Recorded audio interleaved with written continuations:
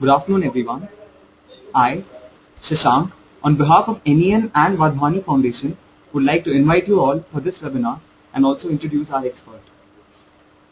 Mr. Amit RG is the Business Solutions Manager for Technology and Internet Marketing at Iksula. He is a computer engineering graduate with a keen interest in web. At Iksula, Amit handles business problem definition and business solutions. He is also proficient in a number of fields such as pre-sales, business analysis, technology selection, and planning and designing online marketing strategies for clients. Before I hand over the floor to Amit, here are a few reminders for the audience. You will all be on mute. You may ask a question by typing in the panel provided. Over to you, Amit. Shashank, thank you so much for the introduction. Good afternoon, everyone. My name is Amit, and I will be your presenter for today's webinar. As you all know, today we'll be discussing tips and tricks to leverage e-commerce. I realize the topic is quite broad and maybe a little vague, so let's first jot down what you can expect from this webinar. So here's an overview of what we will be discussing today. We're going to go through what is e-commerce. I believe most of you guys know, but just in case. The next thing we're going to discuss is e-commerce landscape in India. And amongst e-commerce divisions, our main focus is going to be internet retail. That's primarily going to be our focus of discussion today. Then we are going to go through the tips and tricks of selling online, a few tips that we have learned from our experience we'll be sharing with you. And finally, we'll end the webinar by discussing the recent innovations in internet retail and the new business models. Okay. So this guy here is me. My name is Amit RG, and I'm working as the business analyst in Iksula. And yeah, I think that's about it. So let's dive into the webinar. Before we actually dive into e-commerce in India and internet retail in India, it's important for us to understand how e-commerce has performed in India in the past few years and what is the opportunity in the coming ones. So as you can see that e-commerce is still in the nascent stages in India. However, it has grown stepfolds in the last few years. So in 2011 we ended at close to $6.3 billion US, and we grew 139% to close to $14 billion in 2012-2013 end. So that's been the revenues that we've been getting. Now, amongst this revenue, the share of online travel is the highest. So amongst the $14 billion that we've done, close to 78% comes from online travel, which is booking of your domestic air tickets or booking of your railway tickets or hotel bookings. That's all a part of online travel. And e-tailing has been only a small part of it, which is 22%. So close to $2 billion of sales have been done in e-tailing. Now, let me tell you that the share of online travel is significantly higher in the case of Indian e-commerce, because in US last year the share of online travel was close to 37%, which is significantly less. And in countries like China and Japan, the share of online travel to the overall e-commerce was even lower, around less than 20% of the overall e-commerce market. So the key takeaway from these stats is the e-tailing is yet to catch up with the online travel business, and it is expected that by the year 2015, e-tailing would have caught up with the online travel business in India, and both would do close to $12 billion each. Those are the estimations. So moving on. Yeah. So as said before, e-tailing is expected to touch $14 billion by 2015, and let's look at why these expectations and which are the major growth drivers for this exponential growth. So obviously one reason is because of rising disposable incomes. Majority of India's population is less than 35 years old. Lots of them getting their new jobs and getting disposable incomes, which is one reason or one factor of increase in e-commerce. Young and educated population, the literacy rate in India is not up to the mark, but constantly increasing. Increasing internet penetration, this is one of the major factors. So I'd like to show you a graph of how the penetration of internet is increasing. The rise of social media and technology, so how Facebook and Twitter has become a part of our regular lives is also one factor which is impacting e-commerce in a big way. And yeah, for all the entrepreneurs out there, easy access to VCs. So VCs have become increasingly interested in the e-commerce space, and that's one reason why you'll see many of the startups coming in the e-commerce field. And reach into tier 2 and tier 3 cities. The traditional retail has a lot of challenges when it comes to serving the tier 2, tier 3 cities, and this is one problem e-commerce has been able to solve. So as I said, that one of the major reasons for this growth in e-commerce is increasing internet penetration. Let's look at how the penetration in India has increased in the last 1 decade. So you can see that the number of users in million is given on the x-axis, and on the y-axis you have the years. So you can see that nearly 10% of the whole population is online and is being using internet. So that's actually a good number to start. That's actually a good number from where we started.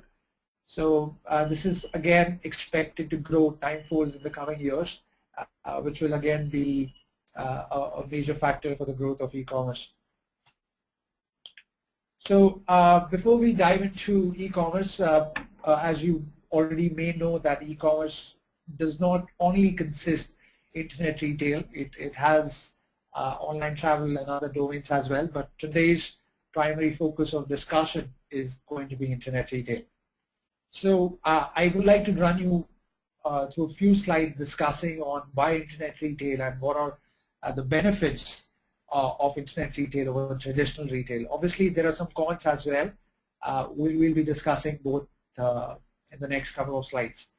So internet retail versus traditional retail, obviously fuel costs are saved because you do not have to go to the showroom or to the nearest store for purchasing goods. You can order them online at the convenience of your home.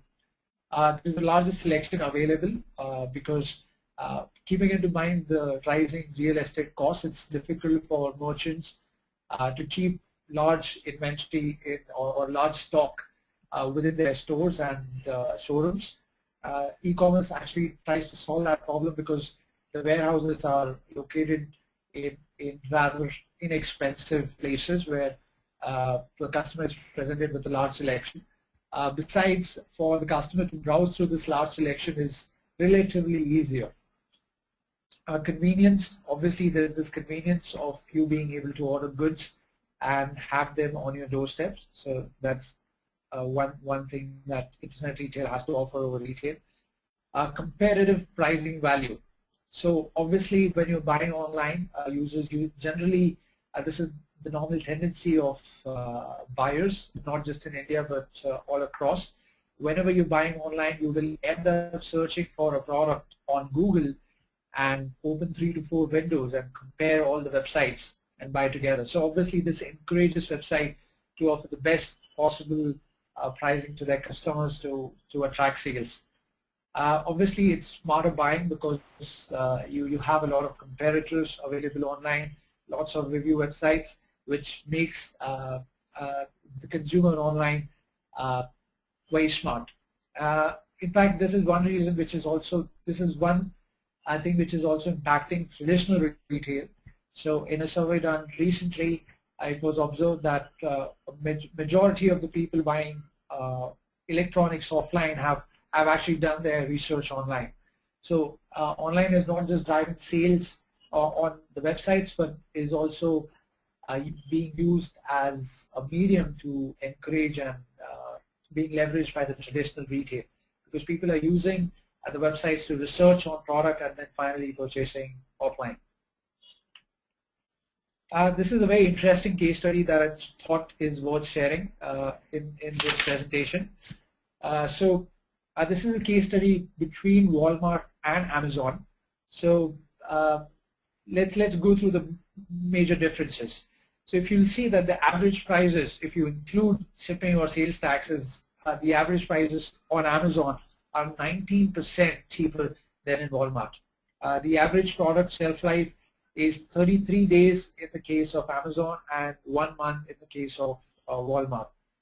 The best-selling product, this is just FYI, the best-selling product of 2010 was bananas in the case of Walmart and Kindle in the case of Amazon.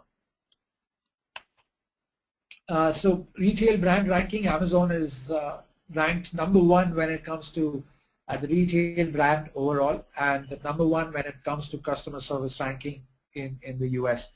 Whereas Walmart is a little behind. It's at #2 and #10 when it comes to customer service ranking. Now please bear in mind that Walmart, being a traditional retailer, has a lot of overheads and a lot of things to look at, whereas Amazon, because of them coming online and eliminating the tasks and the limitations of traditional retail, they are able to focus more on value-added services like providing exceptional customer service. Because they've got themselves rid of the overheads of running an offline retail shop or offline retail showrooms, they've been able to focus more on services like these. So till date, Amazon has done close to 28 acquisitions, whereas Walmart is close to 15 acquisitions till date. You will see that Amazon is already very aggressive when it comes to acquisitions because they have spent close to $1.2 billion in acquiring other companies. Its recent biggest acquisition was Zappos.com, and Walmart has spent nearly 1/4 of that, only $300 million in acquisitions till date. When it comes to digital properties, Walmart only owns Walmart.com, whereas Amazon owns many. Kindle, Instant Video, Amazon Prime happens to be some of them, and obviously Amazon Web Services, which is again a very majorly used service not only abroad but also in India. Home delivery services. So Amazon Fresh started in April 2007 in Seattle, and Walmart To Go began testing in San Jose in April 2011. So both started around the same time. So both are on track there. It's projected if they both go at the equal rate they're performing at, it's projected that Amazon will surpass Walmart's revenue in the year 2024. Now these are just projections. Obviously Walmart would fight hard and start investing aggressively in their online strategy, which they've already done. So let's see. But this is the key takeaway from the case study, that assuming the current growth rates and the graph, Amazon is projected to surpass Walmart revenues in the next 12 years. So that's for you to get an overall understanding of internet retail and what are its potential, not only in India but across the globe. Now, as promised, as the webinar says it, we will take you through some tips and tricks for selling online. Now, please bear in mind that we are discussing e-commerce as a whole, which has a lot of things within it. So we'll be able to cover only very few tips against in each section. So if you're selling online, what does it take? If you are an entrepreneur willing to start online, or you already have an online business, you will be familiar with all the tags on your screen right now. If you're selling online, you need very good merchandising. Now that's the basic of any business model, not just e-commerce. You need to have a very good presence on search engines. You need to have a very good UI. You need to have service, site speed, experience, social media, a lot of things, right? So if we have to demystify all of these words which are thrown at us, broadly, in a nutshell, this is what it takes. So all the tag words or all the clouds, all the tags that you see here can be broadly summarized into these three things: merchandising, website experience, and marketing. Okay, so let's look at each one of these and the tips or the key takeaways from this webinar is going to be how do you be the best in each of these sections, because these three are the pillars on which your e-commerce business will stand. And our objective of this webinar is to give you a few takeaways in each of these areas. So let's start with the very first thing, probably the most important one, which is merchandising. So this forms the base of your e-commerce business model. Whenever you're actually selling online, you're doing it retailing, you need to have a product or a service to offer to the end consumer. Now, when you do this, I cannot emphasize enough how important this is, because this forms the ground floor of your business model. Technology, internet marketing, all are secondary to this.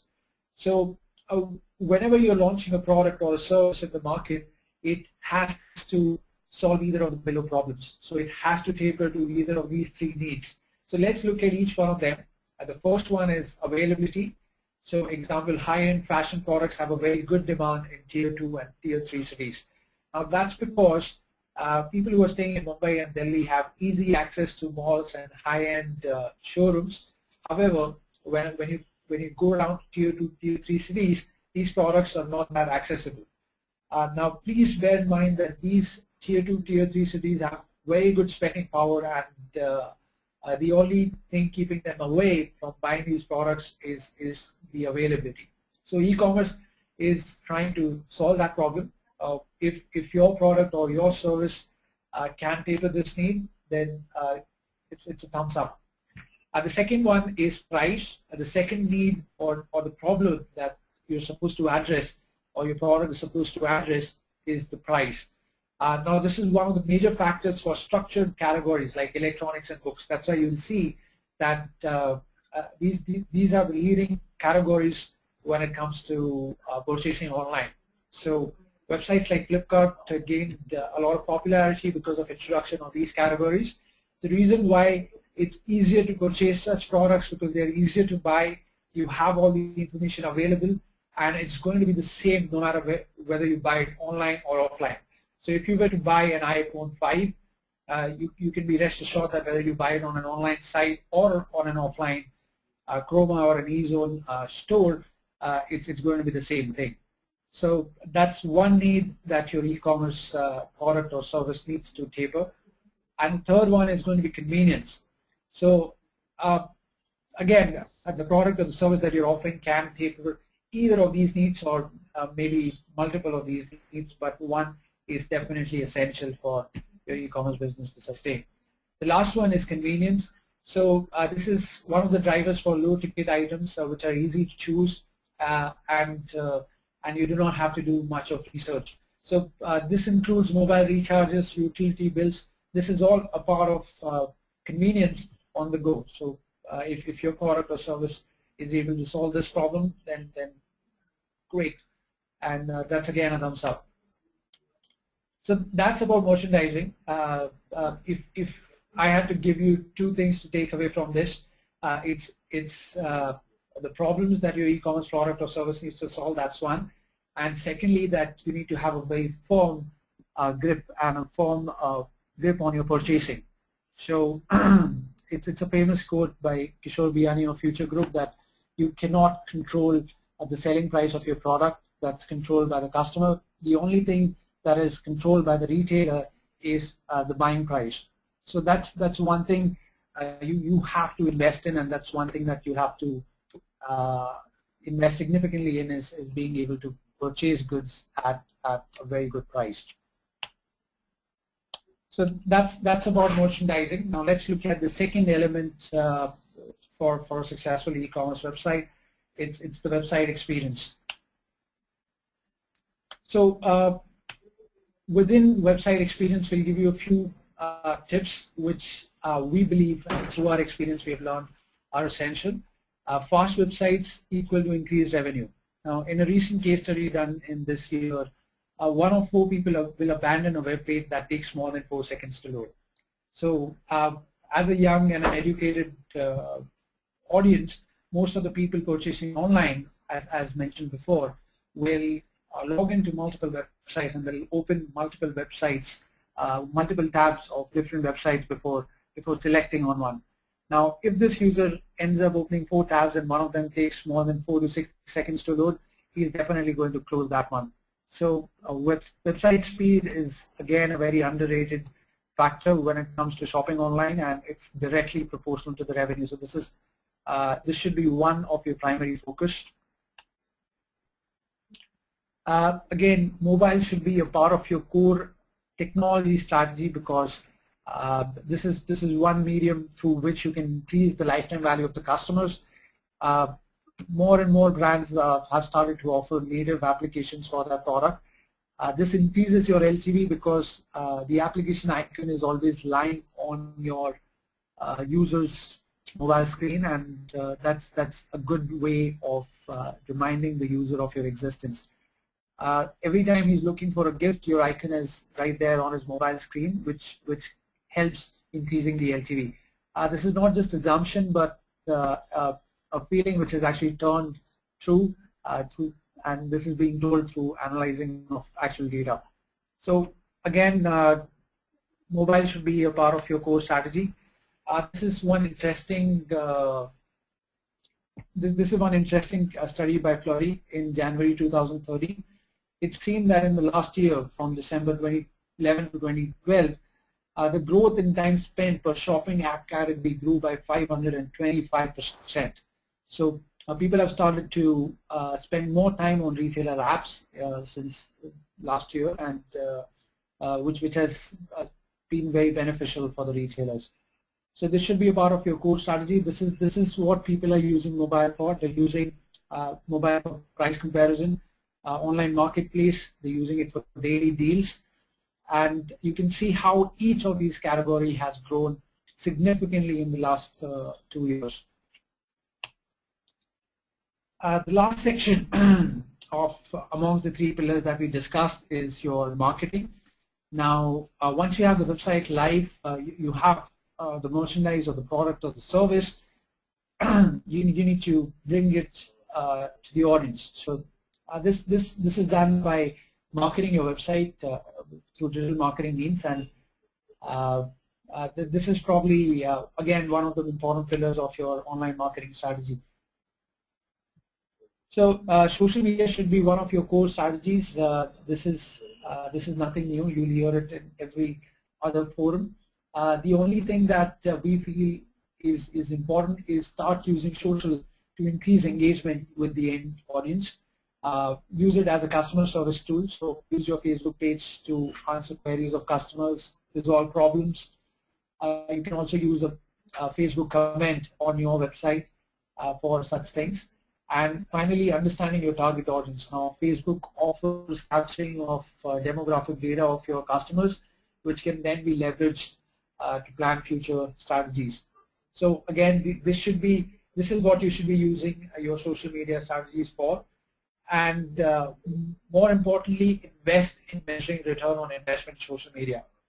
So a majority of the people are investing blindly on social media, but this is one complaint, or this is one grievance that you'll hear throughout, is the inability of their marketing partner to be able to relate their marketing spends directly with their return on investment, with their revenues. So this is a very interesting quote by John Van Weyckert. Half the money I spend on marketing is wasted. The problem is I don't know which half. So this is one problem that you should try to solve. There are many tools available online. You may have to research a little bit or rely on an expert digital marketing partner to be able to do this, because that's when you can actually decrease the cost per acquisition and focus your spendings and efforts on things that get you the maximum ROI. Finally, SEO is no more a process courtesy to Google's Penguin and Panda updates. This is primarily because Google and other search engines have become increasingly intelligent. Initially, for those of you who are aware and who have been doing marketing exercises or been involved in it, you may know until 2 years ago, SEO was more like a link building exercise, or people would go about doing link exchanges and recipropals and forum submissions, this is what SEO was initially, but SEO has completely changed, and as of today, it's an outcome of the content that you produce. We don't even call it SEO anymore. It's more about content marketing.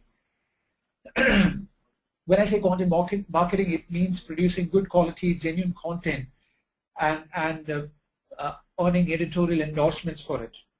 By editorial endorsements, I mean winning organic, natural links to the website or the content that you produce, or winning likes on Facebook or retweets on Twitter, basically getting social media influence. That's what content marketing is about. So your SEO strategy should revolve around a good blog and marketing the content within it. So this is how online marketing has changed, courtesy to Penguin and Panda updates of Google. So this is one very important takeaway from this entire webinar. So as mentioned before, we could only go through a couple of tips under each section because the webinar's topic is quite broad. So we have tried to jot down only the points which we think are major and not so obvious ones in the three sections that we discussed. Now I would like to end the webinar by introducing you to some of the innovations in internet retail, and these are the things that you can take inspiration from. So innovations in internet retail. Now Amazon recently, not recently, a couple of years ago, released an application on mobile which will help users scan a barcode of a product and match the same products on Amazon.com. They give a price guarantee that no matter what barcode you scan, we'll be able to offer the same product for a cheaper price.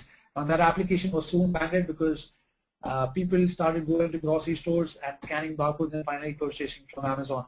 So again, though the application got banned, I thought it's worth mentioning here because it was an interesting innovation which got significant influence enough to get banned.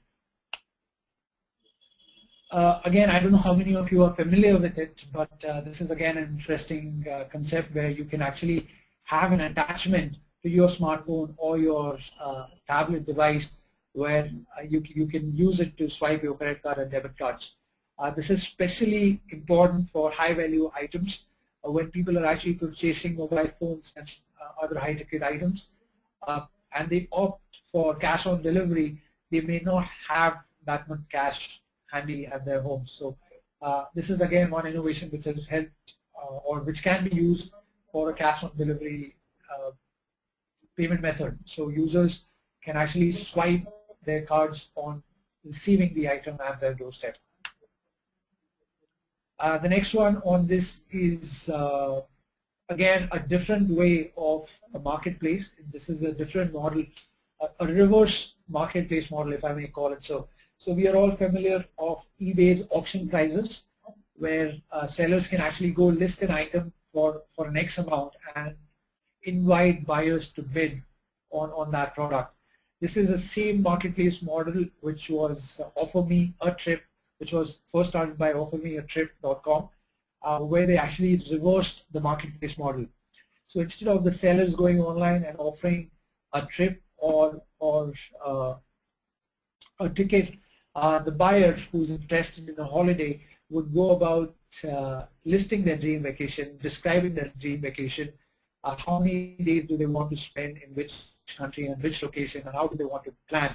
So they plan their travel, and then booking agents and travel agents go and bid for their business. So since the model is reversed, the lowest bid will obviously win the client or win the customer who has listed this trip. So I think it's very interesting, a marketplace model where you're actually putting the buyer in power and helping the sellers to get more leads by going and hunting for these buyers.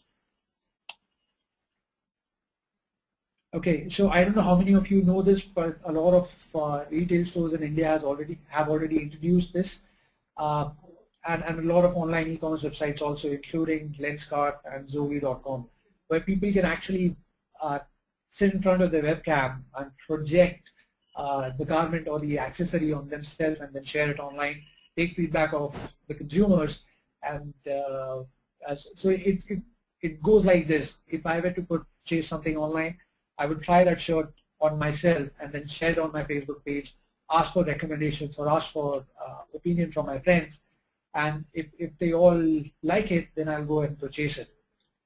This model is not to generalize, but this model has particularly gained a lot of influence amongst the female audience, because one of the major reasons that they buy is to actually show it off to their friends.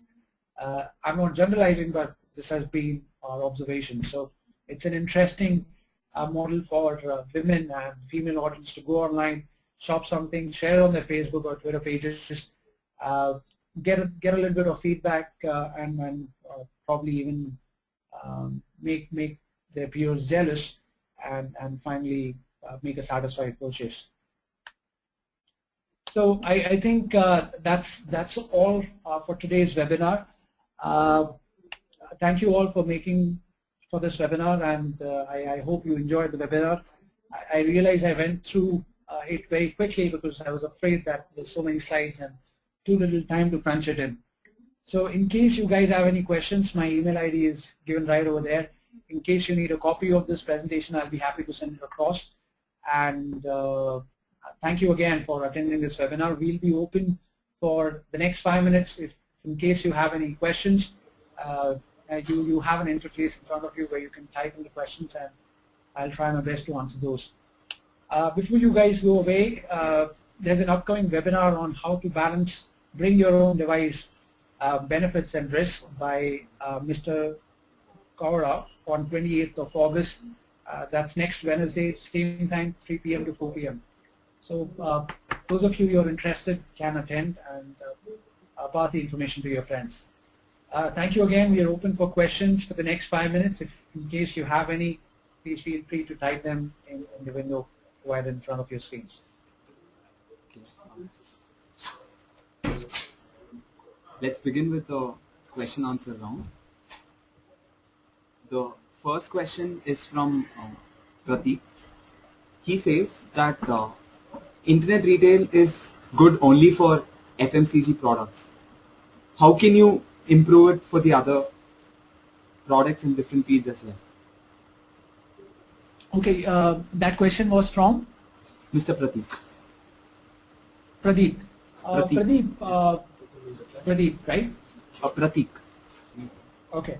So, Pradeep, I would like to answer that question. Firstly, I would like to actually argue on internet retail is good only for FMCG products, because, in fact, in India, it's actually the other way around, because FMCG companies are struggling to make their products available online.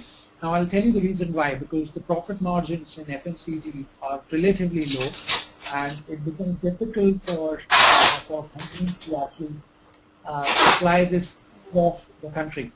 So, on the shelf life of such products is relatively low, and obviously they need to be handled with care. So, companies are actually struggling to make FMCG products online, and I can say that with some authority, because we are working with Future Group, which is India's largest retailer, and they are working very hard on the strategy to be able to make this available online. In fact, it's easier to make the other products available online because they're easier to handle and they're not fragile.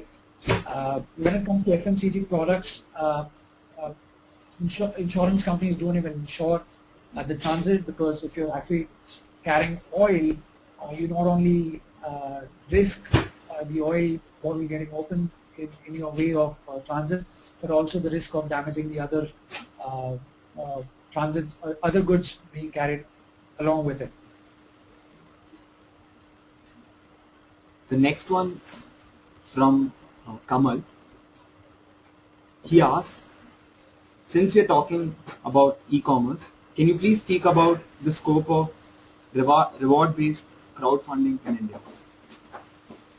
Shashank, we'll have to repeat the question. So, yeah, sure. Kamal asks, can you speak about the scope of reward-based crowdfunding in India? Did you say crowdfunding? Yes. Okay. So yes, there are very famous business models in the US, and some of them are being replicated in India as well, where entrepreneurs get a platform.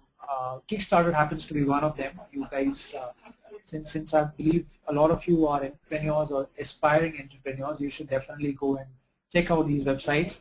This is again a very interesting platform for entrepreneurs to share their ideas, and for other people to get inspired from such ideas. If they like these ideas, people are willing to contribute.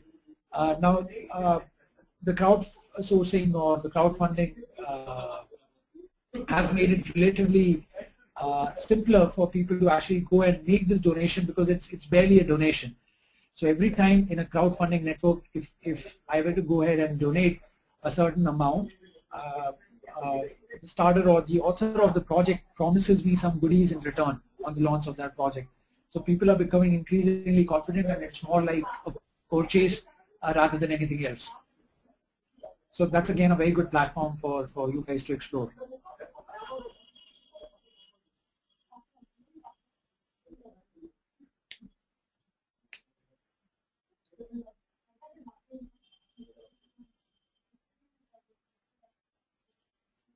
So Shashank, would that be all, or do we have any more questions? The next one's a request from Vishwa Mohan.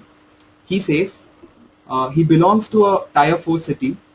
What kind of e-commerce site would you recommend to him?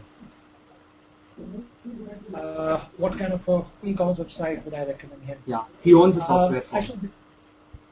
He owns a software firm. He owns a software firm. Yes. See, that actually depends on what category are you shopping for. If you're shopping for electronics and books, the obvious choice remains India's largest, biggest retailer, which is Flipkart. In my personal opinion, and from we've seen 99 Labels and Fashion and You and the newcomers like Shop 19 gaining increasing popularity in Tier 2 and Tier 3 cities, because I'll repeat myself: 99 Labels, fashionandyou.com and shop19.com are gaining too much influence in Tier 2 and Tier 3 cities, because they're offering very good quality products at reasonable prices, and those are some websites that you should definitely check out.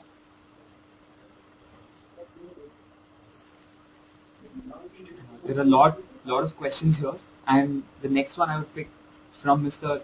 Sugat Samrat. He asks, can you suggest any tool or software which would help a retail company in e-commerce? Any tools which will help an e-commerce company? Yes. Okay, that's actually a very, very broad question, and there are tons of tools available.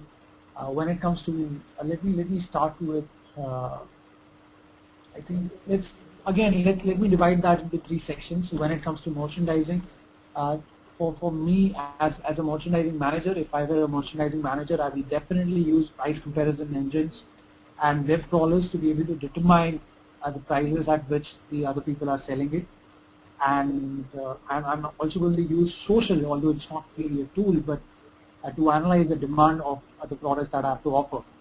When it comes to technology, there are tools like Crazy Egg, you can write it down, Crazy Egg and Kissmetrics. These are basically very high advanced analytics tools, and Crazy Egg is actually a heat map tool. So basically what it does is it actually gathers information from the users of your website and gives you a heat map. A heat map is something which will be overlaid on your website design and tell you which are the spots which are most clicked on, or which are the spots which are most forward upon. So you then know what your user is actually looking at and what spots are important, which will help you decide the placements of each of these buttons. That may not be a very accurate explanation, but if you just go on their website, you'll know what I'm talking about. So that's from the technology side. Kissmetrics and Crazy Egg are 2 tools that I would like to recommend. Pingdom.com, which is again a free tool to analyze your website load times, is again very important.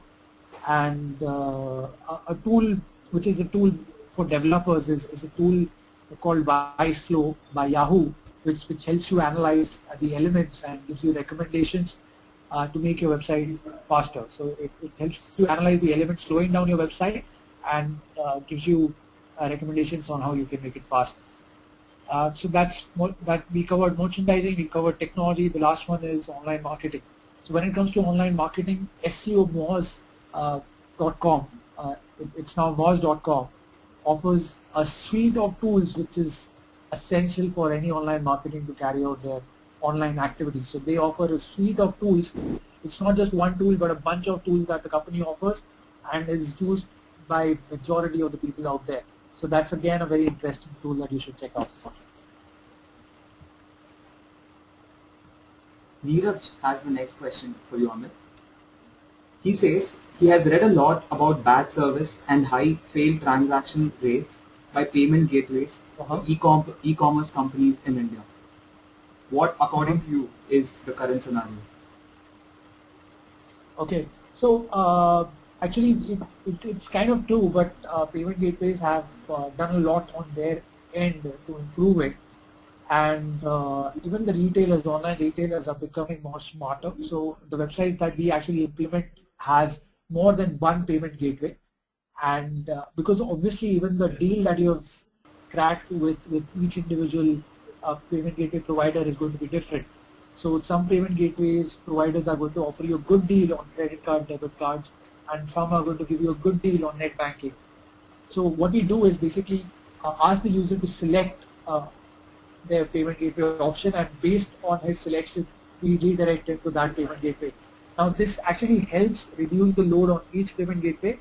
Besides, if one payment gateway fails, we automatically take it. So once the user returns and we get a flag from the payment gateway provider that it was unsuccessful, we actually redirect him to the next payment gateway and ask him to enter the credentials again. Now I do realize it's a little inconvenience for the user to enter his details again. However, it is any day better than losing that customer. The next question is from Shiv Kabra.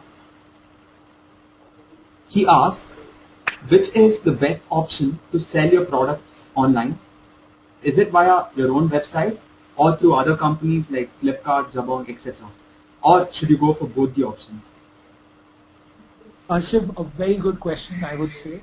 In fact, if you're a startup, then I would obviously recommend that you start off with a marketplace like eBay or strike a deal with Jabong or strike a deal with Snapdeal to be able to sell your products. Now, this is a very interesting model that many of the retailers are applying online before investing significantly on their technology. However, Shiv, in your first year, you'll obviously get much more sales on these marketplaces than on your own website because of the popularity of these websites. However, you should know that your own website is again inevitable, and the kind of analytics and the demographics that you get from your own website is something that the marketplaces cannot get you.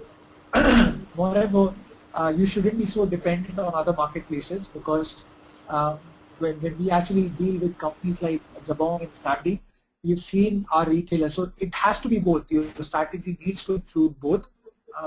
Your online website should be, it is absolutely essential. And you probably will get more sales through these marketplaces, but you should know that we've seen that once they place your banner or they feature you in some kind of a sale, you'll end up selling like 400 to 800 pieces within a period of few hours. However, that just shows that how dependent your sales are on a marketplace like that, because it's purely their choice on what sales they want to feature, right? So your strategy needs to include both, and you should seek ways to gradually increase the traffic and the conversions on your own website as well.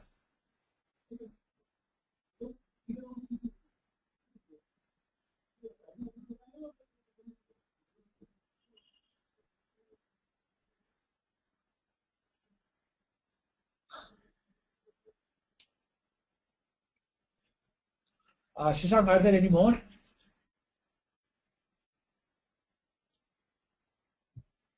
Shashank, are there any more questions?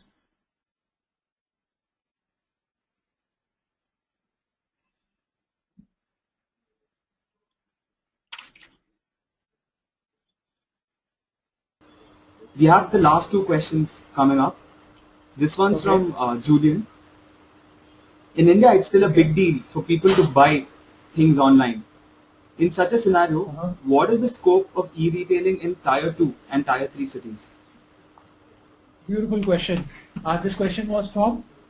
Julian. Julian, I will highly recommend checking out websites like edabba.com and bigbazaardirect.com. Now you will see that the e-commerce penetration in India is only 1.8%, which means that out of the 100 crore population that we have, only 1.8 crores have transacted online, right? So when Flipkarts and the Jabons are trying to compete to get a bigger share of this 1.8%, some very intelligent innovations in e-commerce are trying to taper the remaining 98%. And you can actually go on the website. What they're doing is they're actually, so Big Bazaar Direct has actually gone ahead and franchised their biggest retail format.